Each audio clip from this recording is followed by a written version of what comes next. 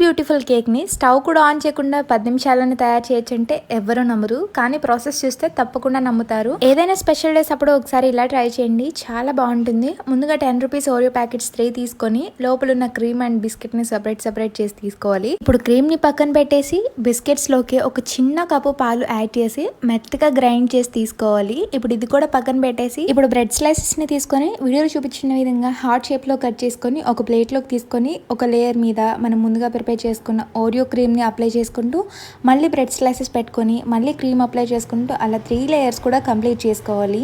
ఇప్పుడు ఫైనల్గా మనం ఓరియో బిస్కెట్లో లోపల క్రీమ్ అనేది సపరేట్ చేసి పక్కన ఉంచుకున్నాం కదా, దాన్ని వీడియోలో చూపించిన విధంగా రౌండ్గా ఫోల్డ్ చేసి హార్ట్ షేప్లో అంతా కూడా అప్లై చేసుకోవాలి. ఫైనల్గా చెరీస్తో గార్నిష్ చేసుకొని మధ్యలో తురుముకున్న చాక్లెట్ వేసుకుంటే ఎంతో టేస్ట్గా ఉండే ఇన్స్టాంట్ కేక్ రెసిపీ అయితే రెడీ అయిపోతుందండి. ఇలాంటి సింపుల్ అండ్ ఈజీ రెసిపీస్ కోసం మన ఛానల్ని తప్పకుండా ఫాలో చేసి సబ్స్క్రైబ్ చేసుకోండి.